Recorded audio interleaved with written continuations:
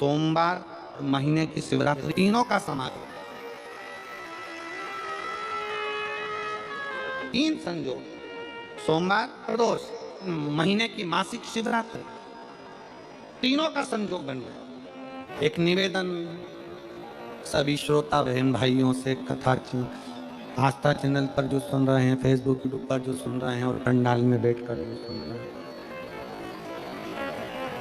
जिस दिन दिल से हारो ना,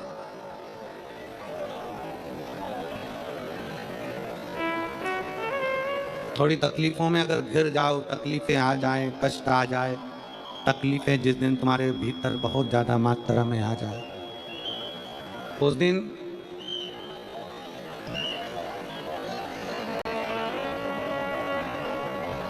तीन बेलपत्र, एक बेलपत्र में पीला चंदन, बीच वाली पत्ती।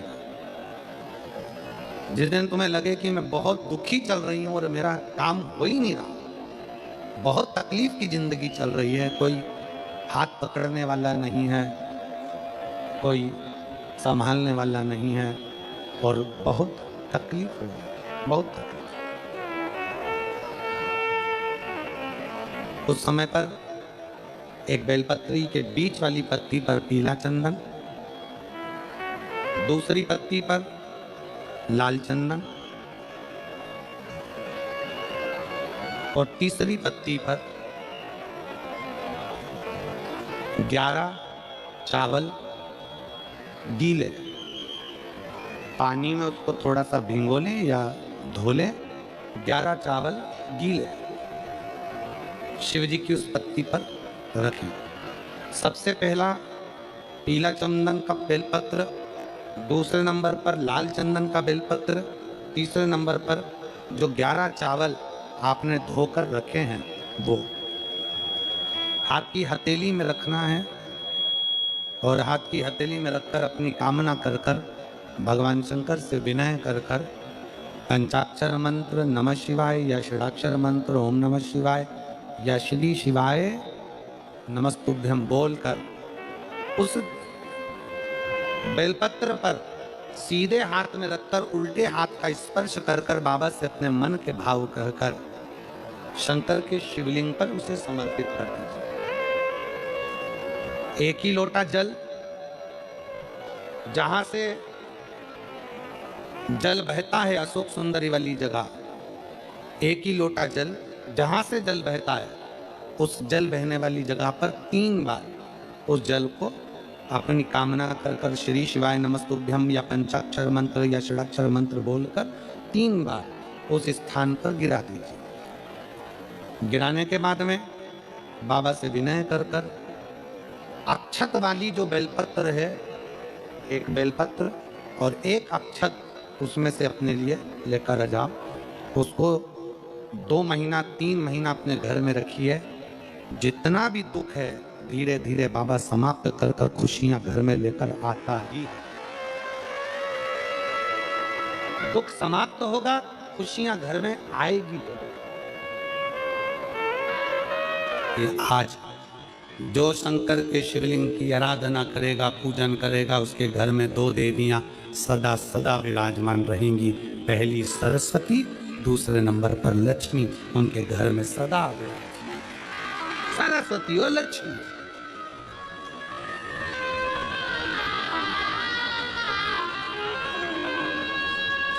एक देवी का फूल होता है, शायद मुझे उम्मीद है कि आप सब जानते होंगे। एक देवी का फूल होता है जिसको जायसोन या गूलर का फूल भी कहते हैं, घंटी वाला फूल भी कहते हैं, लाल कलर का होता है। काय का बोलते हैं इधर? गुड़ल, गुड़ल का फूल, जायसोन का फूल लाल कलर का होता है, जिसमें घंटी निकली रहती है छोटी सी, उसमें पीले पीले पीले पीले दाने रहते हैं।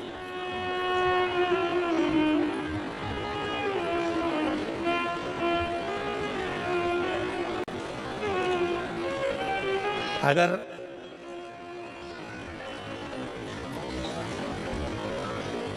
मान लो कोई बेटा बेटी, कोई लड़का लड़कियां, कोई बेटा बेटी, नवयुवक बच्चे या बहुएं या कोई अन्य व्यक्ति भी कोई कार्य चालू कर रहा है, मान लो कोई कार्य आप चालू कर रहे हैं, लक्ष्य बनाया है कि मुझे इस कंपटीशन एग्जाम में बैठना है, इस कंपटीशन एग्जाम में बैठना है और मेरा इसमें पास होना जरूरी है, और मैं जो चीज पढ़ती हूं ना मैं भूल जाती हूं, मैं अध्ययन करता हूं और भूल जाता हूं। कई माताएं भी ऐसी हैं 40, 45, 50 साल, 60 साल की हो गई, 60, 70 साल की हो रही हैं, कई बार कह देती मेरी याददाश्त ठीक नहीं है, मैं कोई सामान रखती हूँ भूल जाती हूँ, मेरी याददाश्त में नहीं रहती। कोई भाई भाई लोग कह देते हैं मेरी याददाश्त में नहीं, तुम भूल जाते हो। कोई कह कर गया मुझसे बात कर लेना और मैं भूल गया कि मेरे को उससे बात करना था। कई बार मुझे मेरी मंजिल तक पहुंचना। तो शिव महापुराण की कथा कहती है आप अपने परिश्रम को 4 गुना बढ़ाओ, मेहनत 4 गुना करो, पढ़ाई 4 गुना करो, अध्ययन 4 गुना करो, दिन रात एक कर दो। और साथ में जो अशोक सुंदरी की जगह है, ये शिवलिंग समझ लेना जरा, ये जलाधारी पार्वती जी का हस्त कमल, ये शिवलिंग, ये जलाधारी, और यहां से जल बहता है। राइट में गणेश जी, लेफ्ट में कार्तिकेय जी, और बीच में जम के बोलो जरा अशोक सुंदरी, ये बीच की जगह। जो घंटी वाला फूल होता है जिसको आप लोग जायसन बोलें कि आपके क्षेत्र में गुलर बोलें, देवी जी को चढ़ता है, देवी जी का अति प्रिय पुष्प है, माता रानी का वो लाल पुष्प अति प्रिय। उसी पुष्प को ये बेलपत्र की जो डंडी होती है, बेलपत्र की जो डंडी का भाग होता है, उस घंटी का भाग उसी डंडी की ओर होना चाहिए। फूल की जो अंदर की घंटी जो निकली हुई है उसका भाग ऐसा डंडी की ओर होना चाहिए। मतलब आपको बेलपत्री पर ये फूल को इस तरह से रखना पड़ेगा, मतलब उसका जो घंटी का भाग है, हाँ लाइए फूल, जेरा फूल मिल गया हो,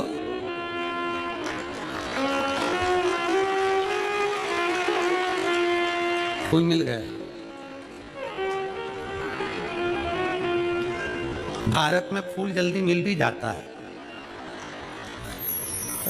मिल गया। अब ये फूल और इस फूल की जो घंटी का भाग है वो इस डंडी की ओर हो, मारा डंडी के साइड।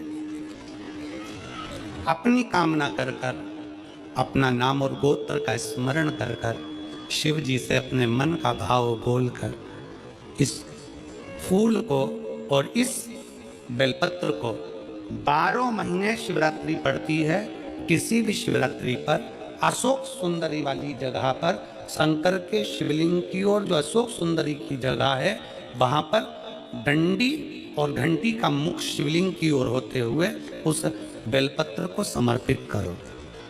अब करना है, पहले 1 लोटा जल समर्पित कर कर, फिर ये बेलपत्र अपनी कामना कर कर, बाबा से विनय कर कर, बाबा मेरा ये कंपटीशन एग्जाम है, मैं पढ़ूंगी, 4 गुना मेहनत करो, अध्ययन करो, अच्छी पढ़ाई करो, दिल से पढ़ो, रात दिन एक कर दो, और 1 घंटी का पुष्प, 1 बेलपत्र, जब तक तुम्हारा एग्जाम ना आए, 4 महीना, 5 महीना, 3 महीना, प्रत्येक शिवरात्रि, हर महीने शिवरात्रि आती है, प्रत्येक शिवरात्रि पर समर्पित करो। आप अपने लक्ष्य तक पहुंचोगे ही, कोई रोक नहीं सकता। आप अपने लक्ष्य तक, अपनी मंजिल तक पहुंचे ही जाओ। बोल बम का नारा है। बेटा बेटियों का विवाह नहीं होता, उन बेटा बेटियों के लिए मान लो अगर कोई ग्रह ऐसे हो गए कि भाई संबंध टूट गया, और संबंध टूटने के बाद तलाक हो गया, होने के बाद दूसरा विवाह ही नहीं हो रहा, संबंध टूटने के बाद मंगल विवाह दूसरा हो ही नहीं रहा, तो प्रयास करिएगा। माँ जगतजननी जगदम्बा का हाथ इस तरह से रहता है, आपने दर्शन करोगे पार्वती मैया के शिव मंदिर में, तो पार्वती जी का हस्त कमल शंकर जी की साक्षी में हमेशा बंधा हुआ रहता है, शिव की साक्षी। महाराज प्रदोष काल में, प्रदोष के दिन, कभी भी किसी भी प्रदोष के दिन, वैसे तो मूल है इसमें सोम प्रदोष का वर्णन, सोमवार की जो प्रदोष पड़े उसका मूलता माना गया है, पर आप प्रयास करना कि किसी भी प्रदोष के दिन जिसका तलाक हो चुका हो, जिसका संबंध खराब हो चुका हो, संबंध हो ही नहीं रहा हो वापिस से, सोम प्रदोष के दिन जहां मां जगदन्नी का हस्त कमल बंधा रहता है और शंकर भगवान का शिवलिंग है, आप लोगों ने कथा सुनी होगी कि सबसे पहली यज्ञोपवीत संस्कार, सबसे पहला यज्ञोपवीत संस्कार किसका हुआ था और किसने किया? महाराज सबसे पहला यज्ञोपवीत माता ललिता देवी ने भगवान शंकर को यज्ञोपवीत धारण करवाया।